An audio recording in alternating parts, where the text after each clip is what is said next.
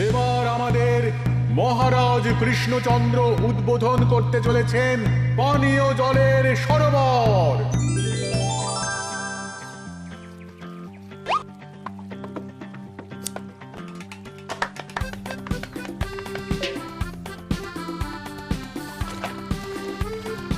এই নাও রানী, আজ এই জলে রাজবাড়ির রান্না হবে। মহারাজ, আমরা সবাই চাই আপনি এই পানীয় জলের সরোবরের ব্যাপারে কিছু বলুন। কৃষ্ণনগরের মানুষের দীর্ঘদিনের ইচ্ছে আজ সফল হয়েছে। আমাদের রাজসভার সকল সভাসদদের জন্য এতদিন পরে একটা পানীয় জলের সরোবর হয়েছে। প্রত্যেক সপ্তাহে এই সরোবরে বিজ্ঞানীর বানানো রাসায়নিক মেশানো হবে, যাতে জলে কোনো রকম জীবাণু না থাকে। এই জল রান্নার কাজে ব্যবহার করা যাবে এবং পরিশুদ্ধ করে বা ফুটিয়ে পান করাও যাবে। আরে সবাই দাঁড়িয়ে আছো কেন? হাততালি দাও, হাততালি, হাততালি। এই হাততালি তোমাদের সকলের প্রাপ্য, কারণ তোমাদের প্রত্যেকের 2 মাসের বেতন তোমরা দান করেছো বলেই অর্থাভাব থাকা সত্ত্বেও এই সরোবর এত তাড়াতাড়ি বানানো সম্ভব হয়েছে। এছাড়াও নিজেরা মাটি কাটা থেকে শুরু করে সকল কাজে সহযোগিতা করেছো, এটাও অনেক বড় ব্যাপার। আবার হাততালি। মহারাজ, এই আনন্দে কি খাওয়া দাওয়া হচ্ছে? খাওয়া বিশ্রাম সব হবে। আমি আর রানী একটু সমুদ্রে ঘুরতে যাব, তাই আগামীকাল থেকে 1 সপ্তাহ রাজসভা ছুটি। তোমরা নিজেদের মতন আনন্দ করো, বিশ্রাম নাও। টানা 1 সপ্তাহ ছুটি? হ্যাঁ, টানা 1 সপ্তাহ। কি আনন্দ! এবার হাত পা ছড়িয়ে শুধু আয়েশ করব। আমিও এই কদিন অনেক ধকল গেল। এটা চাই ওটা চাই, তারপর সব মালপত্র বওয়া, মাটি স্থানান্তরিত করা, সব কাজ করেছি। এবার বিশ্রামটা চাই। কি বলো গোপাল? হ্যাঁ, ঠিক বলেছো সেনাপতি। তবে আমি আমার ব্যায়ামটা কিন্তু চালিয়ে যাব। সে চালাও, শরীরটা ধরে রাখতে হবে তো।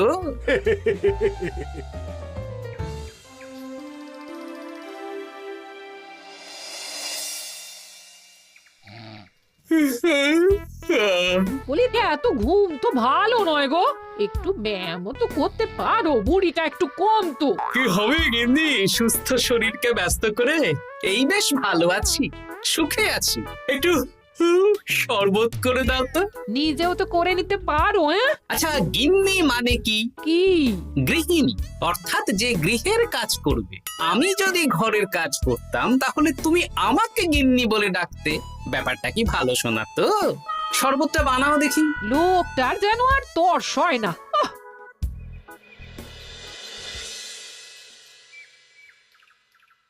এই 137, হ্যাঁ 138, হ্যাঁ 139, হ্যাঁ 140। গিন্নি, কোথায় গেলে? কি হলো? তোমাকে সেই কখন বলেছি ডিম সেদ্ধ করে দিতে, করেছো? আরে বাবা, সকালে জামা কাপড়গুলো কেচেছিলাম, এখন ভাঁজ করে গুছিয়ে রাখছি। ওসব সেদ্ধ পরে হবে। পরে হলে চলবে না, ওটাই আমার নিয়ম। উঠবোস করে 4টে ডিম সেদ্ধ আর মুগুর ভেজে 4টে কাঁঠালি কলা। নিজে সেদ্ধ করে নাও, আমি পারলাম না। তুমি যে কাজটা করছো সেটা রেখে আমার ডিমটা আগে সেদ্ধ করো। আমি 250টা উঠবোস শেষ করেই খাবো। 141, হ্যাঁ 142।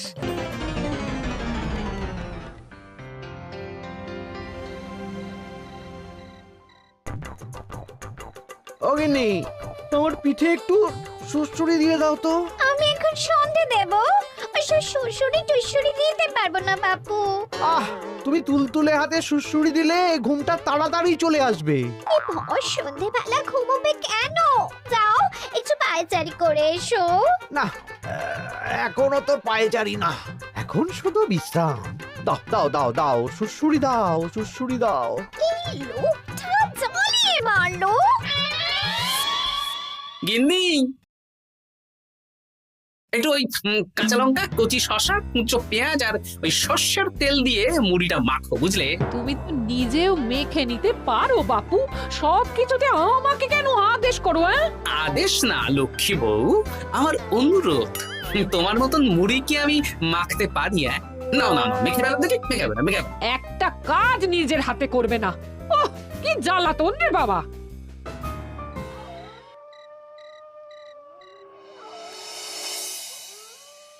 তরকারিটায় নুন একটু কম হয়েছে, বুঝলে গিন্নি? একটু ওই নুনটা দাও তো। এই সামান্য ব্যাপারে এত রাগ করার কি আছে?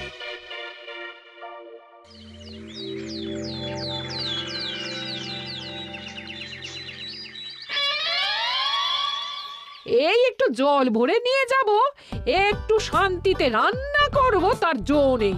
কর্তা বাড়িতে আছে, আমার হাড় মাস জ্বালিয়ে দেবে। আমার দুঃখের কথা আর কি বলি দিদি ভাই, সারা দিন এটা ওটা বায়না তো ছিলই, কিন্তু এখন ছুটি পাওয়ার পর থেকে যেন বায়না বেড়ে গেছে। আমার কর্তা তো এমনিতেই আরাম প্রিয়, এখন দেখছি ঘর থেকে বেরোতেই চাইছেন না। সারাক্ষণ শ্বশুরে দাও, এটা খেতে দাও, হাত পা টিপে দাও। আর যদি না কথা শুনে উল্টে বলি নিজে করে নাও, তাহলে এই বাবুর গোসা হয়। যদি অভয় দেন তাহলে ছোট মুখে একটা বড় কথা বলবো। বলো বলো। আপনারা একটা কাজ করতে পারেন, যখনই আপনাদের কর্তারা আপনাদের কিছু একটা কাজ করতে বলবেন, তখনই বলে মুখ ঘুরিয়ে নেবেন, দেখবেন তারপর সেই কাজ নিজেই করে নিচ্ছে। কিন্তু এতে যদি রাগ করে? রাগ করে আর করবেটা কি, সেই তো দিনের শেষে নিজের ঘরে নিজেকেই ফিরতে হবে। বরং আপনাদের এড়িয়ে যাওয়া দেখে ভাববে আপনারা হয়তো রেগে আছেন, তেতে আছেন, সেই ভয়ে নিজেরাই নিজেদের কাজ করে নেবে। ঠিক বলেছো বুদ্ধির মা। সোজা আঙুলে ঘি না উঠলে আঙুল বেঁকিয়ে ঘি বের করতে হয়, না হলে ঘিয়ের বোতলে তাপ দিতে হয়। ঠিক বলেছো, তোমার এই বুদ্ধিটা বেশ ভালোই দিয়েছো। আমিও আজকে থেকে এই পদ্ধতিটাই অনুসরণ করব। বেশি কথা বললেই ভাবে বেশি পাত্তা দিচ্ছি, নিজের ওজন ধরে রাখতে হবে। যাতে স্ত্রীদের তপে স্বামীরা কাঁপে। এবার সব কাজ নিজেরাই করবে, আর আমরা শুধু রান্না করে খালাস। করবে মানে করতে বাধ্য হবে।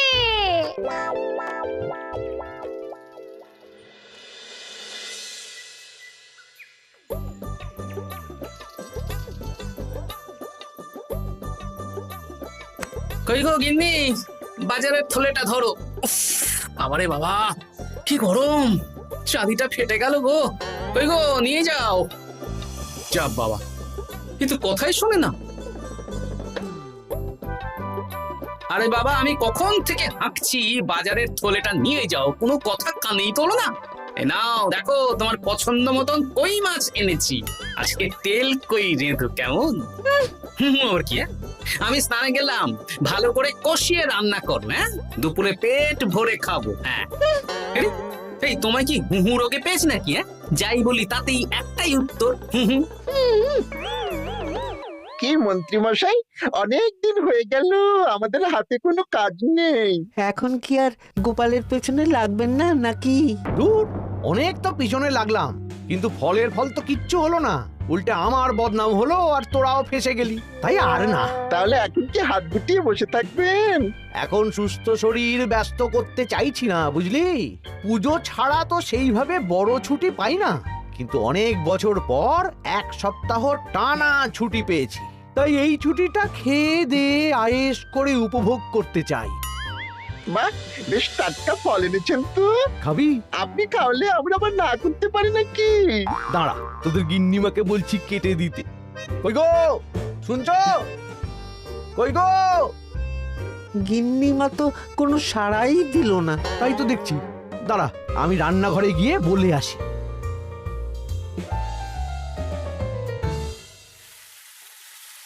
কই গো, শুনছো? বটা ঘটাকে কয়েকটা ফল কেটে দাও না, বেচারাগুলো খেতে চেয়েছে। আবার কি, না হয় তরকারিটা হয়ে গেলে কেটে দিও। এ তো মহা মুশকিল। দূর বাবা। কি বললেন গিন্নিমা? মানে মানে বলে মুখ ঘুরিয়ে নিল। হয়তো উনি ব্যস্ত আছেন, সেটা কোনো ব্যাপার না।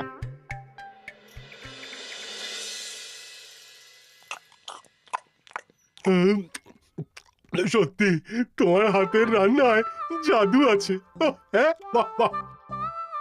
কি হলো গো? হ্যাঁ, সকাল থেকে মুখে কুলু পেটে বসে আছো কেন? তোমার কি কিছু হয়েছে? হুম ওই দেখো আবার হু হু করে।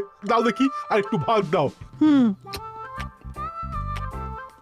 কি গো, ভাত দেবে না? হুম আরে বাবা, তোমার কি রাগ বা অভিমান কিছু হয়েছে? এ তো দেখি কিছুই বলে না। এবার বুঝো ঠেলা, শুধু রান্নাটা করব আর কোনো কিছু করতে বললেই বলে এড়িয়ে যাব। বাধ্য হয়ে নিজেই কাজ করে নেবে। দেখি আজ তেল কইটা কেমন হয়েছে। আহা, এই তুমিও খেতে বসে পড়ো গিন্নি। বাহ, দারুণ হয়েছে গিন্নি। একটু ঝাল হয়েছে কিন্তু ভালো লাগে বুঝলে। কি গো, আমি তো একাই বোকার মতন কথা বলে যাচ্ছি। এই তোমার কি হয়েছে বলো তো?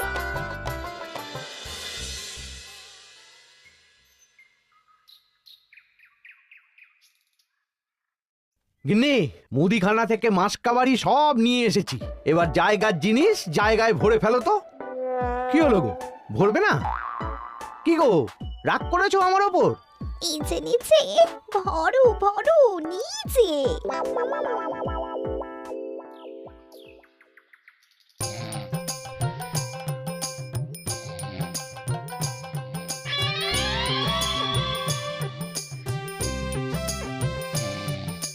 এ কি গো গিন্নি, দুপুরের এঁটো থালা, বাটি, হাঁড়ি, কড়াই সবই তো শুকিয়ে কাঠ।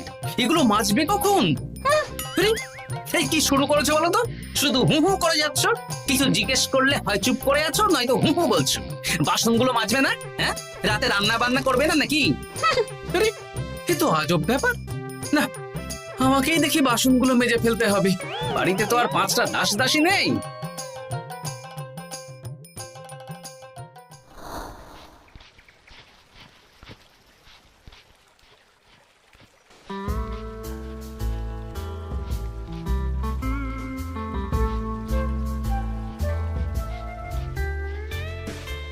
এ কি দাদু, তুমি বাসন মাজছো? কি আর করবো, তোদের দিদার রোগ হয়েছে। কি রোগ হয়েছে দাদু? হুহু রোগ হয়েছে, হুহু রোগ। সেটা আবার কি? আমি কিছু জিজ্ঞেস করলেই হয় চুপ করে আছে, নয়তো হু হু করছে। কি কর দাদু, 1 সপ্তাহ ছুটি পেয়েছো, কোথায় আইস করে কাটাবে তা না তুমি বাসন মাজছো? কি আর করবো বল, সবই ভাগ্য। আরে দাদু, তোমার যে ঘটে বুদ্ধি আছে না, তুমি ভাগ্য বদল করে দিতে পারো। হ্যাঁ, দিদা পুনো হল হলে তুমিও তো বাঘাতে তোল। আর দেখি কবে ঠিক হয়, নইলে তো কিছু একটা ব্যবস্থা করতেই হবে। এভাবে হু হু শুনে তো আর থাকা যায় না, বিরক্তিকর। আরে গোপাল যে, তুমি পুকুর ঘাটে কি করছো? এই দুপুরের বাসন মাজছি। ও, বাসন মাজছো? মাজো মাজো, আমিও কাপড় জামা কেচে বাড়ি ফিরছি। কেন গো, তোমার আবার কি হলো? আর বলো না, একটু ছুটিতে বিশ্রাম নিচ্ছি বা ব্যায়াম করছি, সেসব আমার গিন্নির সহ্য হয় না। কিছু করতে বললেই হু হু করছে। তোমার গিন্নিও হু হু করছে? শুধু আমার না গো গোপাল, মন্ত্রীমশাই আর রাজবৈদ্যের গিন্নিও। এদের কি একসাথে ছোঁয়াচে হু হু রোগে পেয়েছে নাকি? হ্যাঁ, তাই তো মনে হচ্ছে সবার গিন্নি শুধু রান্না করছে আর কিচ্ছু কুটো নেড়ে দুটো করছে না। হ্যাঁ, আচ্ছা বুঝেছি, আমরা যে বিশ্রামে আছি সেটা এদের সহ্য হচ্ছে না। কি করা যায় বলো তো? আমাদের বউ যখন কাজ করছে না, তখন নতুন বউ আনতে হবে, মানে আবার বিয়ে করতে হবে। কি যাতা কথা বলছো গোপাল? মানে ব্যাপারটা হলো গিয়ে,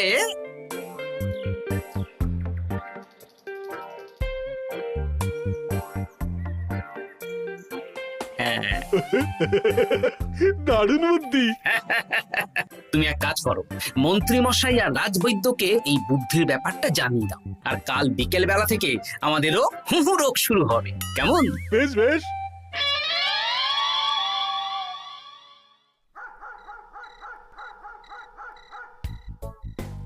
অগিন্নি, বাসনগুলো সব মেজে এনেছি, এবার তো ওঠো। রাতে রান্না করবে তো? এই তো ওষুধে কাজ দিয়েছে। এভাবেই খাটাবো। ছুটিতে বাড়ি বসে পায়ের ওপর পা তুলে খাওয়া বের করে দেবো, বের করে দেবো। হ্যাঁ, তুমি মনে মনে কি ভাবছো আমি ঠিক বুঝতে পারছি। সারা বছর খাটাখাটনির পর আমার 1 সপ্তাহ ছুটির সুখ তুমি চোখে দেখতে পারছো না। কাল খেলা ঘুরে যাবে।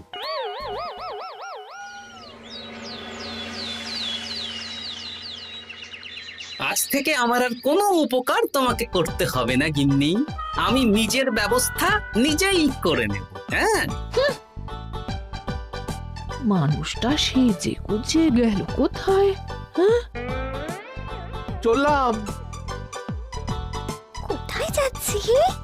গলায় মালা, এত সাজগোজ, কি ব্যাপার? বাবারে বাবা, আতরের গন্ধে ঘরটা ম ম করছে। এলাম। হুম।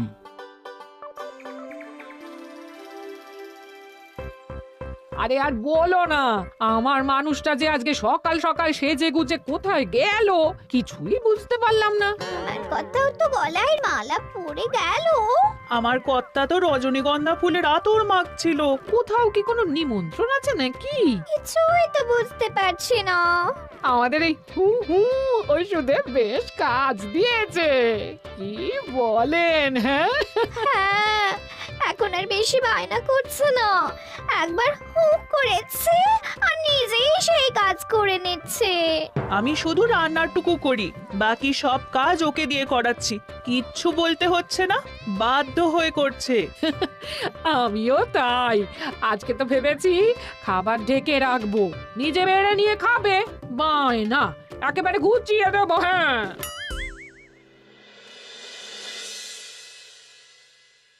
সকাল থেকে সন্ধে হয়ে গেল, বাড়িতে এখনো এলো না।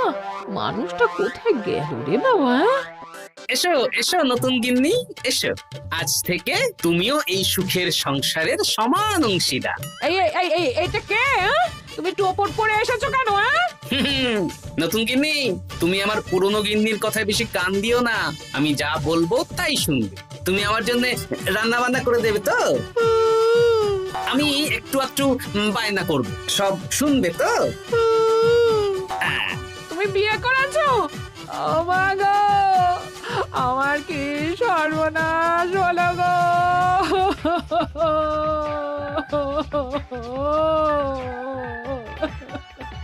চলো নতুন বউ, মোড়ের মাথায় গরুর গাড়ি দাঁড়িয়ে আছে, চলো চলো চলো। ওগো, তুমি এরকম করো না, আমি আর বাঁচবো না। কেন এত কষ্ট দিচ্ছ? সামান্য হু করার জন্য আরেকটা বিয়ে করলে? আমাকে পিঠে সুড়সুড়ি দিয়ে দেবে তো গো নতুন বউ? এটা কে? এ কি হলো? আমার বন্ধু বান্ধবরা এলে তাদের একটু ফল জলখাবারের ব্যবস্থা সব তুমি করবে তো? ও মা গো, এ কি সর্বনাশ হলো আমার! এই আমার সাথে এটা করতে পারলে? আমি কি অপরাধ করেছি? দেখো, ঘরের কাজ আর আমার একটু একটু বায়না, এগুলোই তোমাকে সামলাতে হবে, বুঝলে? তাহলেই তোমাকে রানী করে রাখবো, কেমন? এই, এটা কে? আমি বেঁচে থাকতে তুমি আবার বিয়ে করলে? ওর কথা শুনো না, তুমি আমার দুয়ো রানী। এ তো দেখছি বড্ড কান্নাকাটি করছে। চলো দুয়ো রানী, আমরা কদিন একটু ঘুরে আসি। চলো, এখনই যাব। না না না, আরে ওর কথা শুনো না, আমরা ঘুরবো। মোড়ের মাথায় গরুর গাড়ি দাঁড়িয়ে আছে, চলো চলো।